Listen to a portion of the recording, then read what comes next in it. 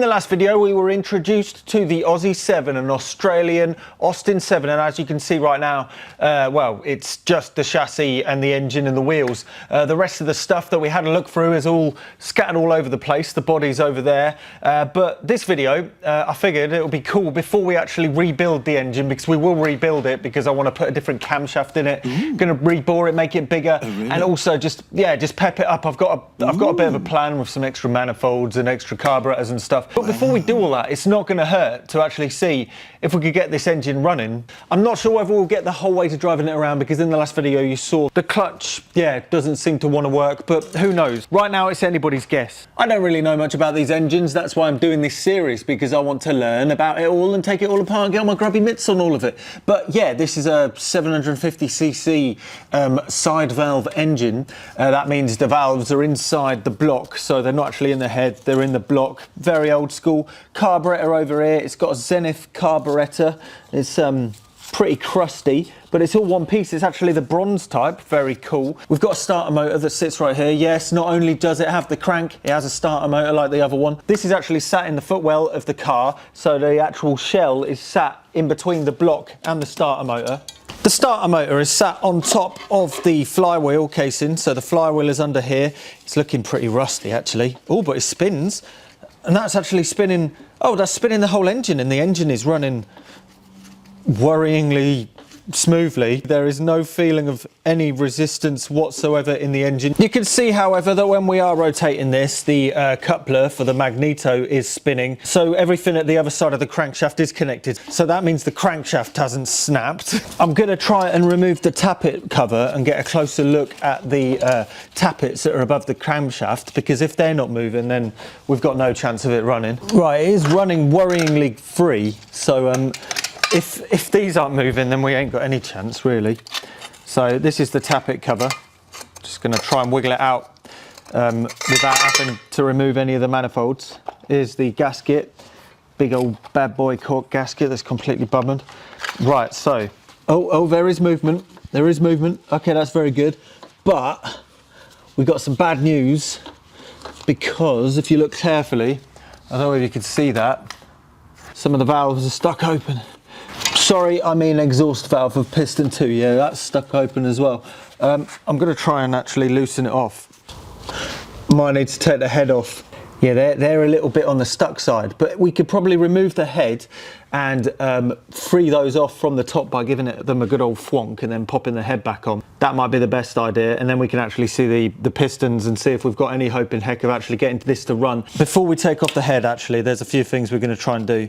I'm going to try and send a bit of WD-40 down these like priming tubes that are on top and hope they just start freeing. Oh my god, that's seized, it's not coming off. Come on. Damn. Drats.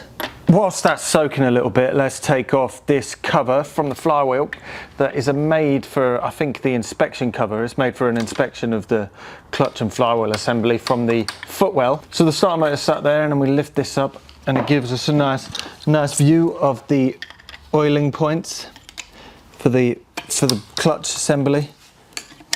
There's no friction, just the forks. Try not to get any oil on the actual clutch assembly.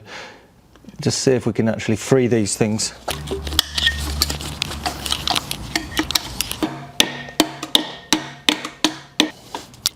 We've got 2 stuck valves and the clutch is stuck. It might still be able to start. Let's try and get the electrics going, double check the carb's all right. See what it does. Let's just see what it does. Oh, that's crusty. That's a crusty boy. We're going to wire in the Magneto. The problem is these wires are completely buggered. That's 4. I'm going to try and not get confused with which way to go around. I'm going to remove the throttle pedal because, quite frankly, it's all in the blooming way. The wires are completely mullered, so we're going to take the Magneto off. Oh well, figure out how to take... No, we don't need to take the Magneto off, actually, do we? We just need to take the plastic cover off the front. I'm using the worst blooming screwdriver ever, but I think there's only 2 screws for it, so pull these bad boys out. Hey, here we go. It's looking a bit dirty. I mean, it looks all right.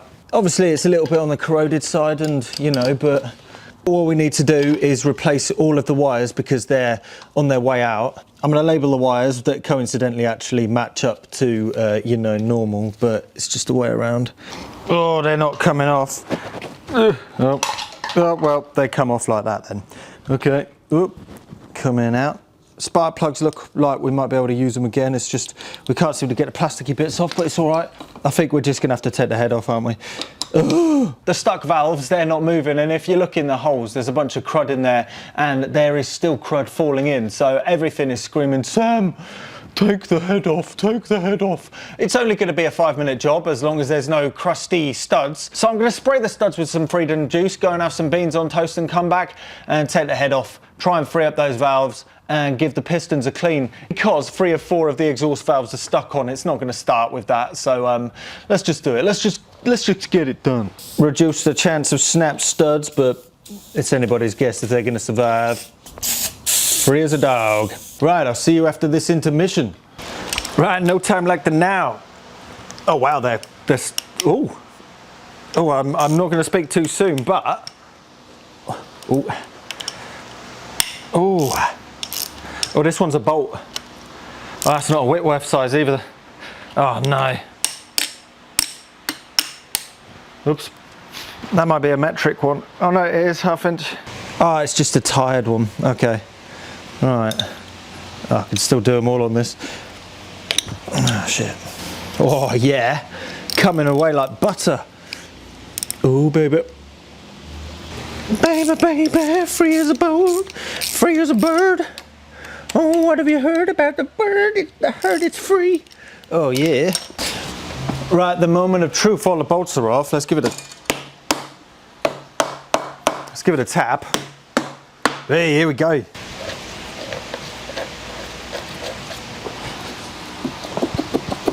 Whee. Oh, look at that. Oh, like butter. Oh, baby, and look at those stuck pistons. What is that? Oh, that's nothing. Okay. Okay, cool, cool. Well, there isn't like any blow-by or any dodgy malarkey looking like. But I can tell you for a fact that one isn't supposed to be up right now. Let's try and... In hindsight, shouldn't have hammered it at that point because that was above the cam lobe. I did not realise you saw the flywheel move just then. Like, just like make it free. Whoopsie daisy. Here it comes. Oh, that's tight. Oh, that's tight. Get some oil down there. We'll try and squirt some oil on the actual guides. Bring it down.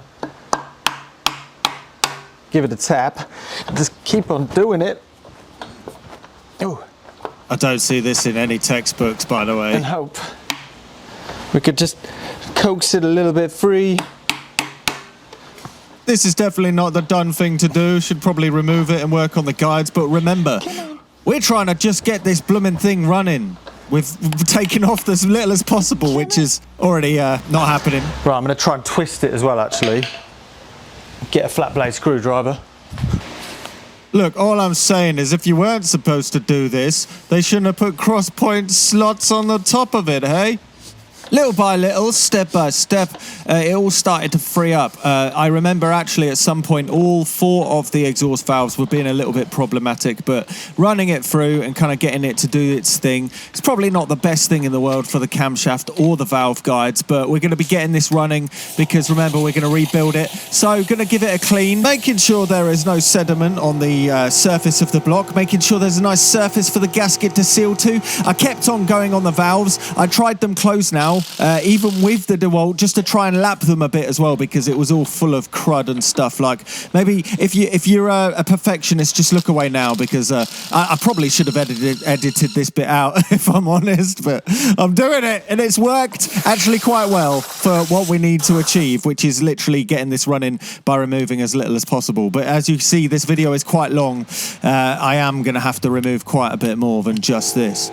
So we've put a new gasket on. That was one of the gaskets inside of that briefcase from the last video. There's about 8 head gaskets in there, so we aren't short of those. I did end up using these new bolts on the head just because they were sitting there. I had them sitting around, so I thought, oh, let's try it because it looks shiny. And you can't beat a little bit of shiny on a cruddy, rusty old bit of mush. I didn't know the exact tightening pattern for this head, but I just work off the pattern of if you go and start in the middle and then slowly work outwards to the outside of the block, and then you kind of go up in 10 or 15 pound-foot increments, and slowly but surely you'll get to the, I think it's 25 foot-pounds of torque for this head. I'm not sure. Now we're going to look at the Magneto. This is the cap. We're going to put it back on. It is all a little bit crusty, and we can't get those leads off, the HT leads off, because it's all corroded. So we're going to try and reuse these and just see if we can get it working with these cables. I'm just wrapping them around the spark plug tops at the minute.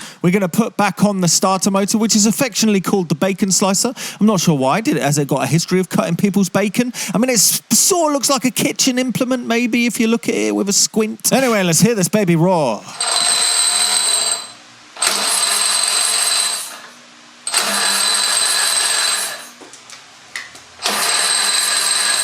I think this thumbs up is to signify that the starter motor works, in case we were blind.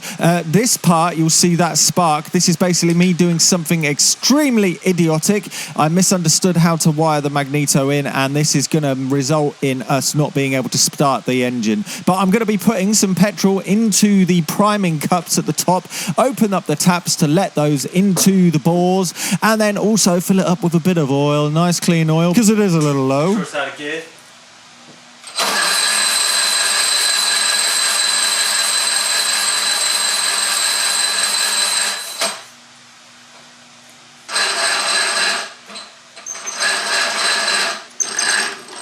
No spark equals no dice. Yes, unfortunately, no matter what I did, I was not getting any spark. So I decided to inspect the Magneto a little further. It was finally time to remove it from its strap on the side of the engine. Yeah, it's literally just strapped in there. So these are the points. I'm going to give those a little bit of a clean and just make sure they're all right, because they have certainly seen better days, those things. So we're going to try and start by just giving them a little bit of a clean and give them a wiggle with the screwdriver. And then replace the condenser, which is a spark quenching capacitor, quenching the spark from the points and making the sparks in the spark plug all nice and big and shiny and fiery. But yeah, if you're going to be replacing capacitors in 1970s computers, you may as well be changing the capacitors in 100-year-old cars, right? At this point, it still wasn't working. So I shared this picture on a Facebook group saying, has anybody got any spares for one of these Magnetos? But then I was quickly pointed that I was actually wiring it wrong, like a div.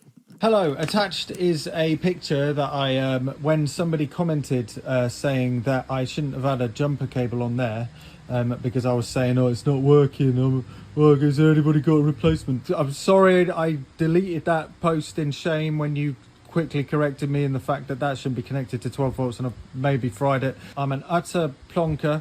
Number one, misread the schematic. Number two, misunderstood the way that the wiring worked for the Magneto, first time trying a Magneto. Now you've just mentioned that, the choice commented that it's all flicked into place. Oh yeah, Magneto, it's just a blooming generator that quickly turned on and off to go, big spark, big spark. Okay, what's the voltmeter? It's still, oh no, did you see that? It's still generating voltage. Oh my giddy aunts. The winding from here, because I'm assuming this is the floating end of the secondary coil that should be connected to 12 volts. That makes sense now, because if you put it on, if you touch this to ground, like when you turn off the car, that basically in essence shorts the whole coil, the low tension coil of the transformer.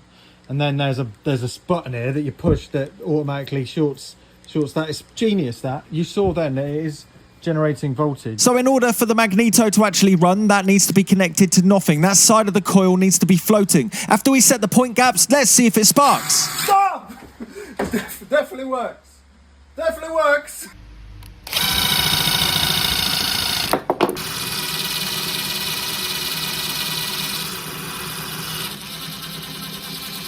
Oh yeah, baby.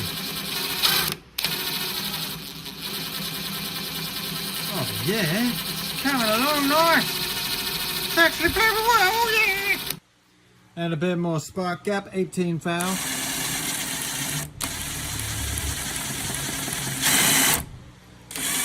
Finally! Oh, they were a bit close to my nether regions. They got my fire. Just missed. Oh, thank fudge for that. Thank fudge for that. Oh, baby. Oh, baby. Short of recoiling the Magneto and remagnetizing it, it's the best we can do. There is enough spark, as you can see, so let's see if that works.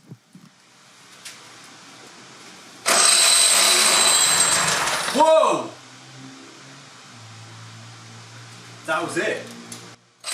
Unfortunately, that was the only time "that was it" was ever uttered at that stage of time. I tried it and ran it over a few times and just ultimately gave up and realised that I probably need to carry on working on it. So I decided to give the Magneto a little bit of a break and jump over to the other side. We're going to remove the carburetor and the manifold because it is obviously all gunged up. The butterfly that is actually letting in all of the fuel mixture is not really moving. It feels a bit seized, so let's get it off and have a closer look at it because it's easier to take the manifold off than take the carburetor.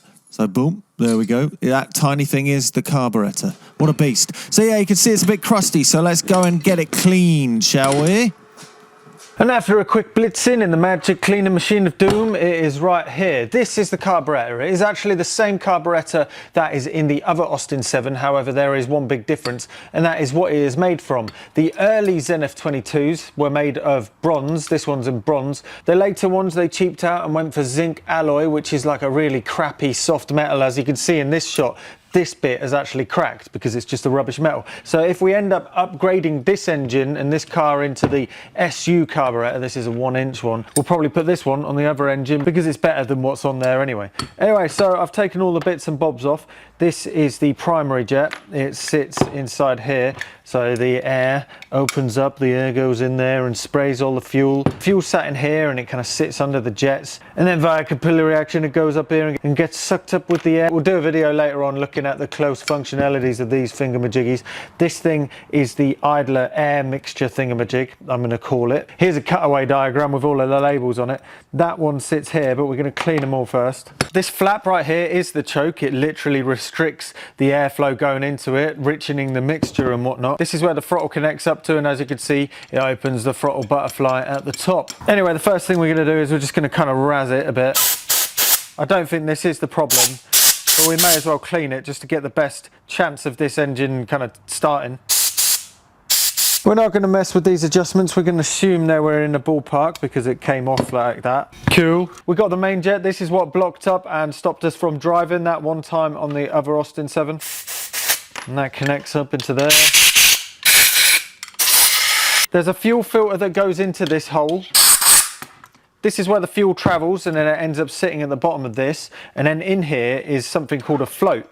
It's this little, well, it's a bronze balloon, and that sits and gets lifted up by the fuel. And what that does is, in essence, when it climbs to the top, it actually pushes on these two, which ends up pushing down this needle, which the needle ends up sitting inside that hole right there, stopping any more fuel going into the carburetor so it doesn't all go and dripple all over the floor. This likely will need adjusting, but it's going to do for now. So we're going to pop it into there, plop that over there, like so. Let's get the main jet in. Let's get that back in. Get this cover and pop that back in underneath the idler assembly. Now I haven't got the right tool for this, so we're just going to use this spanner for now. Give it a little twisty. Yeah, it's that fuel filter. Give it a bit of a clean. Pop that back in here, like so, and then get the cover for it, which will attach to the line that goes with the fuel. Get that down on there. There's fuel that travels down here and into these little holes, and this is the inspection covers to get to the different jets and mixture assembly. So if these aren't on there, then fuel will literally fall out the bottom of this. 3/8 Whitworth. I'm pretty sure that's the closest I've found anyway to that size. And then we go up to 1/2 inch Whitworth. Oh yeah, look at that. Oh baby. Oh baby. Before I forget, we need the manifold as well. The carburetor fits on this side, and then we've got this hole. This actually had a hose hook to it. I'm not sure what it was connected to. I think this was actually the vacuum hookup for the windscreen wipers. Yes, in these models of cars, the actual windscreen wiper was vacuum controlled. So that's pretty cool, but for right now, we're gonna block it off because I can't find a vacuum controlled windscreen wiper in the boxes. There is an electric one, so we might not need this. So I'll just plop this on for now. This little screw, this big boy screw. Bit oversized, but it'll do. Now the gasket that goes between this and this is looking a bit tired for itself. Hopefully in that briefcase we've got another one maybe. Oh, briefcase of wonders, what do you have for us today? Oh, first thing we saw, that looks pretty good. That looks like the right one. And I'll get this one just in case it's a different size. In fact, maybe not, because there's a lot of them that look quite similar. Oh, briefcase, oh, briefcase, oh, briefcase, how do you do? Right, so, oh, there's quite a few different, okay. Well, it's got to be one of these, surely. I reckon it's the smaller one. Yes, look at that. These are for another thingamajiggy. Off the top of my head, not sure. Actually, yeah, they're probably for these.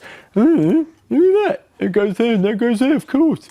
Of course. Get the bolts. Plop one on there, plop one there, pop it on the manifold. Everything's so tiny. Cool.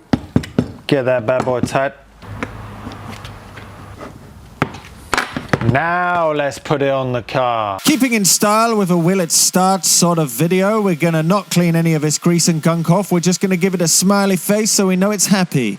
So we pop the manifold back on. I used the old gaskets for this, but popped on some Hylamar blue for a little bit of a seal. And then we use the old brass bolts that connect onto it. There are 5 in total, 4 to either side of the intakes and then 1 on the top. We also put the tube in for the fuel. This is the original fuel intake tube.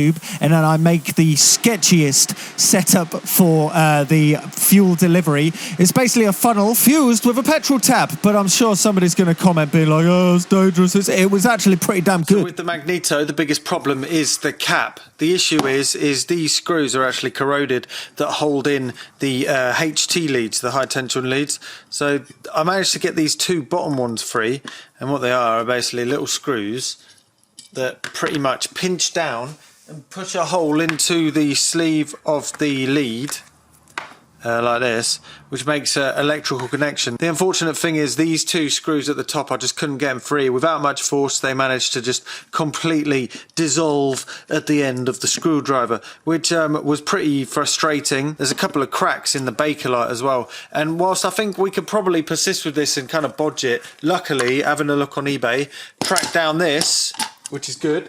This one, luckily, has, you know, all of the screws. This is just another cap for an SR4, so it fits nicely onto there. Oh, look at that. Even had a gasket. Oh, we didn't have a gasket before, which might be down to the problems that we had. So, yeah. So we got 4 other cables that are in better nick, so we're going to push those in. Oh, yeah. Looks like an angry octopus. Then we get the screws and puncture into the HT leads. And hopefully that'll make an electrical connection. Not only that, but to reduce the things that might be going wrong, there was this wiper arm as well, so going to put that in exactly the same position so all of the timing lines up. So let's give this a go as well. After reading the technical documentation for the Lucas SR4 Magneto, I realized that the points weren't actually turning on and off at the right times. So I needed to change where the rotor arm was in the motion because it turned off way before it was actually getting to the point where the spark plug was going to go and send the spark. So I flipped it across a couple of teeth just so it felt a little bit more in sync. And maybe that will contribute to actually making a stronger spark ultimately. You'll see here, this is number 1, and if we move the rotor arm there, that's about 45 degrees, and that's where I've got it turning off at. Anyway, now we're going to set the top dead center just so we know where we are in the engine's rotation. So I'm rotating the engine, having a look at this valve right here, which is the intake valve. So it opens, lets the fuel in, and then when it's closed and when the piston starts moving up to the top, that's pretty much top dead center. That's where we need the spark to go on spark plug 1. So we set that there and we get the Magneto and push it onto the engine, trying to get it bang on the teeth that we think we are happy with, and make sure that is pointing at the direction of where the spark plug 1 wire is connected. Then we're going to strap it down and hope for the best. Look at the rotor arm. When you push it forwards, well, it goes clockwise. So the rotation of this is clockwise, and the firing order is 1, 3, 4, 2. You'll notice on the Angry Octopus, it's actually backwards. Yes, it's got 1, 3, 4, 2, but anti-clockwise. So this must have been from an engine that was rotating the other way round. It's quite fascinating that these Magnetos are so simple that they will work backwards and forwards. I don't know, I find that quite interesting. So we're going to bolt that in and get it onto the spark plugs. Much to my frustration, the HT leads were too blooming short. So we need to swap them with longer HT leads. We still need the end of them, so we're going to desolder these. By the way, HT stands for high tension, is the high voltage side of things. Anyway, we're going to pull these off and we're going to put them onto this HT cabling. Sadly, it is a bit of a boring color, but hey ho, if it runs, I'm not going to be complaining. So after doing this to all 4 of the cables, we're going to be putting them into the Magneto cap. I was going to say distributor then, but it's not. It's a Magneto, which is in essence a distributor mixed with a generator. Anyway, we're going to plunk that in and we're going to carry on with the job with wires that are actually long enough. Lovely jubbly. It's nearly showtime, so let's put some fuel into the sketchy fuel delivery system 5000 and see if we can get this thing to turn over. What do you reckon? Place your bets.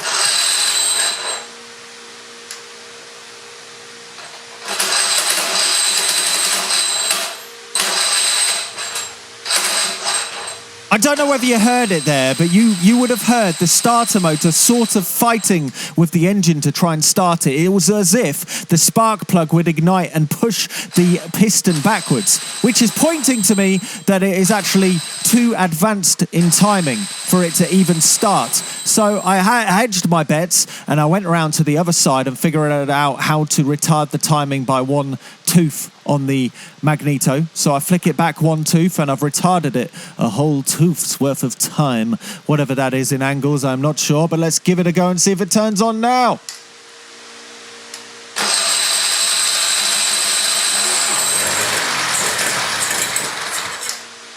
Knocking like mad, but it ran. So the knocking kind of indicates it's still quite a bit too advanced, so we take it another tooth's back of timing angles and check the oil and give it another go.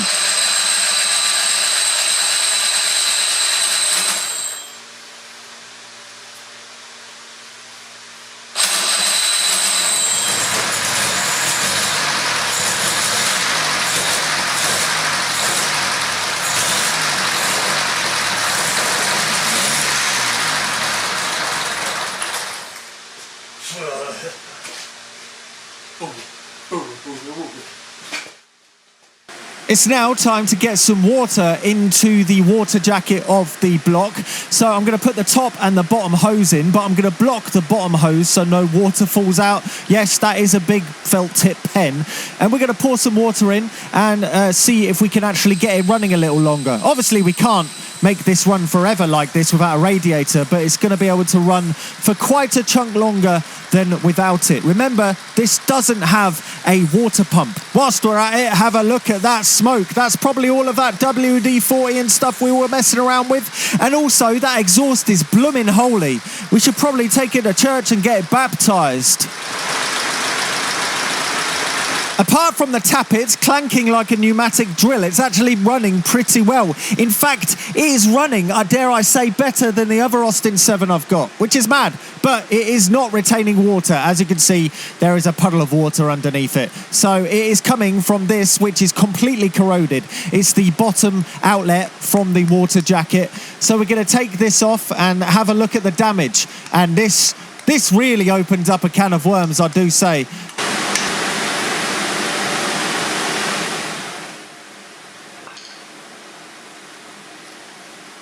Yeah, unfortunately, it's so corroded that the stud and the hole that the stud was connected to at the front completely came off. And there was more what's-it dust in there than in Tango Man's boxer shorts. This thing was sizably crusty. The other block that came with the car is in a lot better nick, so we'll be using that. I've put my hand over the first 2 holes so the water actually reaches over to the last one to try and clear out some of the Tango Man dust.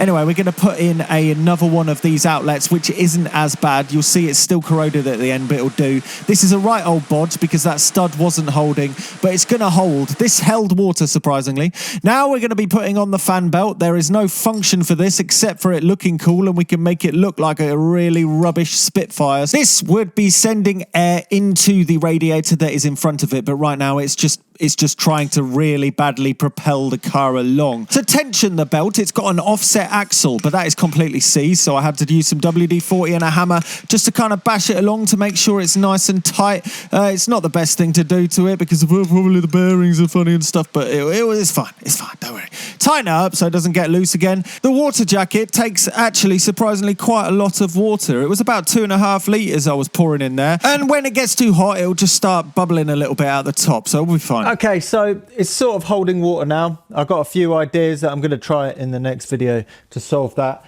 But for now, let's celebrate by giving it a good old spin. There's some water in it now. Fill it up with the old H2O. Lovely. Choke.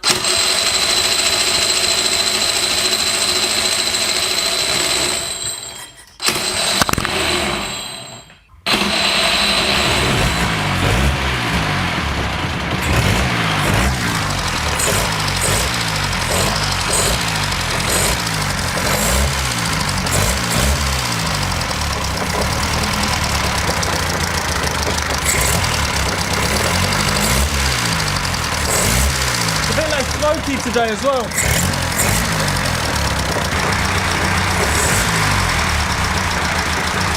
There is a little bit of a low rumble from the crankshaft bearings, the roller bearings on the sides, but all in all, it's not that bad. We'll be able to get a little bit of fun out of it at least until we rebuild it in a subsequent video. Yeah!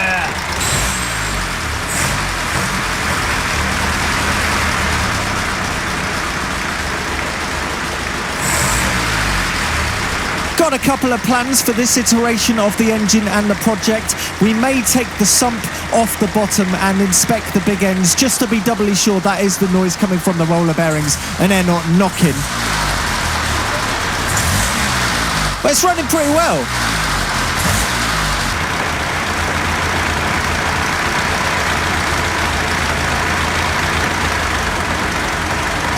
It is an absolute catacomb of noises. You've got those tappets clicking away. We will set those in the next video when we're doing the clutch.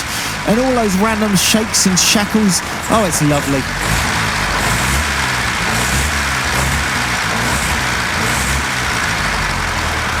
And stop. What an enjoyable time this has been. I personally have learnt an awful lot to get this running. The Magneto is a whole interesting thing, and I'm curious, I'm not sure yet, I haven't looked into it, why Magneto's got taken over by the coil setup. It just seems so wonderfully simple, the Magneto. It's amazing. This might be the ultimate driving experience. Just plonk a seat on it and there's no mod cons. It's just you, 4 wheels in the open road. In the last video, I showed you the rest of the car. There's been a lot of people commenting what I should be doing. A lot of people are saying I should paint it back to maroon, but a lot of other people are saying I should keep it nice and crusty. Still, please let me know what you think, but I think now this project might end up in 2 phases. The first phase is we're actually going to just not clean it up and we're going to get this running as it is, short of, I don't know, crashing it and maybe bending the frame and stuff. Touch wood, it can't get any worse. So it's going to be only crusty and old like this once. So in the next video, we're going to be moving further back whilst I'm slowly collecting parts to rebuild the other engine. If you want to support this venture, go and check it out over on Patreon. I put a lot of this video up prior, so if you want to see things and how they're going before this, then go and check it out over there, which also covers a load of other malarkey. It certainly makes the regular videos possible. Anyway, I'm Sam, look mum no computer. This is the Aussie 7, well, the bottom of it. And if you like what you see, don't forget to subscribe, and remember, don't be scared to try it. Don't be scared to try it.